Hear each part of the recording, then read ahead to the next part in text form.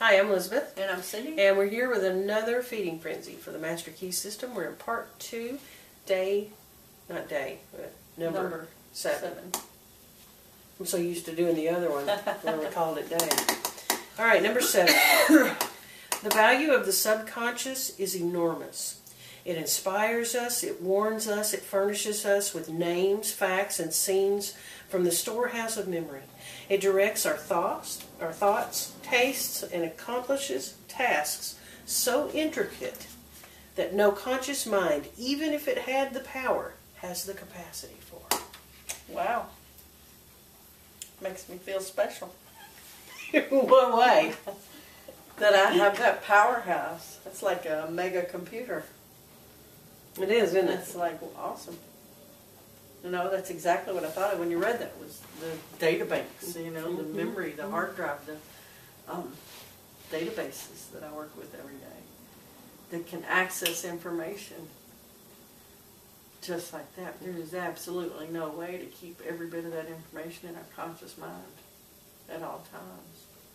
So thank God we have a database called the subconscious mind that has access to everything we've ever done, and even things we haven't. Mm-hmm. Now, I tend to think of it as all information. It's all there in that database. Yes. The only thing is, has my conscious mind or my being figured out how to access certain pieces. Right. You know, I feel like regardless of time, space, distance, whatever, it's all in that database. Mm-hmm. It's just a matter of have I accessed it yet? Have I been able to access it yet?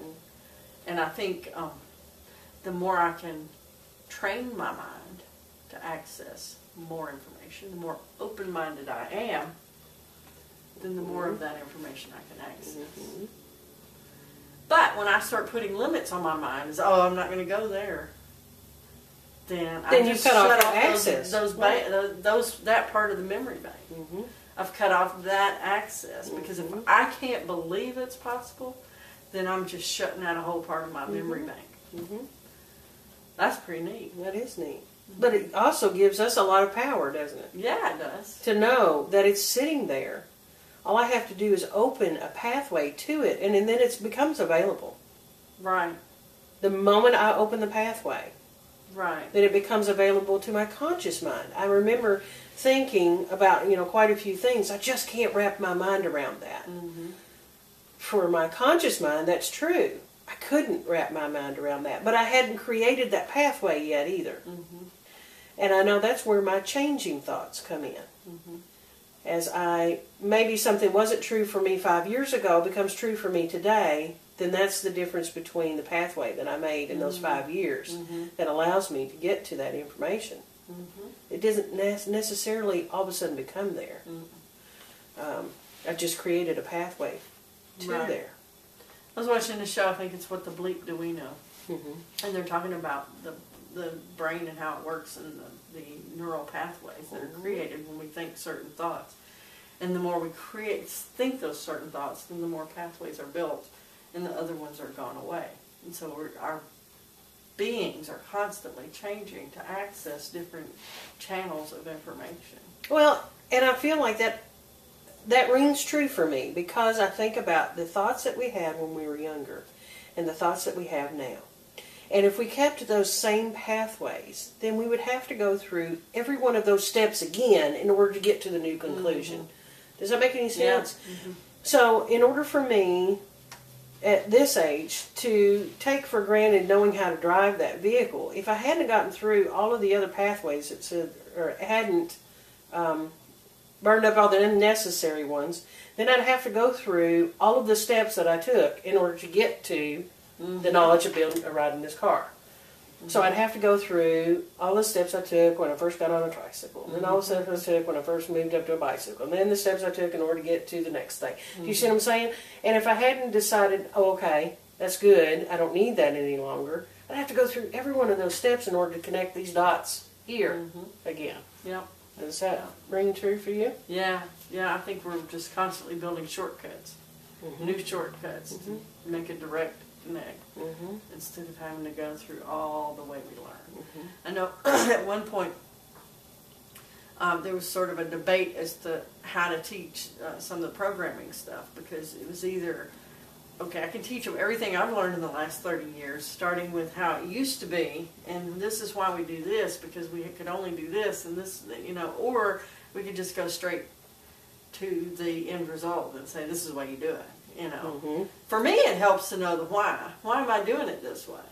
Now, I don't want to have to think about that every time I do it, but I do want to know that at some point so that I can see why we do things the way we do. There's always this question of why in the back of my mind. Why are we doing it that way? Because I think in creative thinking, there's a big benefit to knowing why we're doing it this way, because there may be a better way to do it now that we know more. So I think it's a balance of the old ways and going through each of those steps and just taking the shortcut. So I think both are necessary, but in different ways. Necessary. They're both very and at necessary. different times. If we can't figure out a way to build a new bridge, then we're never going to go there. Right. And there's been a lot of debate on how we teach our kids now and how we're teaching them more critical thinking than we are teaching them the basics.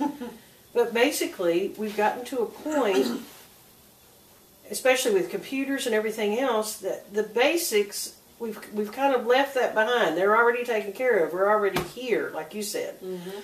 And in order to teach them how to go a little further, they've got to learn how to build that bridge, how to think a little further than where they already are.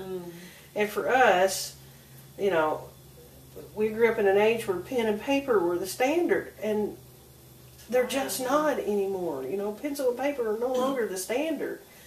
Now computers are the standard, and I would venture to say that, probably 75% of the world's children now carry something electronic with them daily.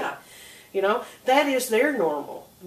It wasn't our normal, but in order for them to be able to go a little further, they have to be able to critically think that through.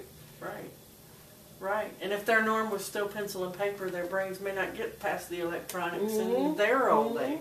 So they need to start with the electronics so they can get further later. Exactly. Good stuff. It is good stuff. Yeah. Stream.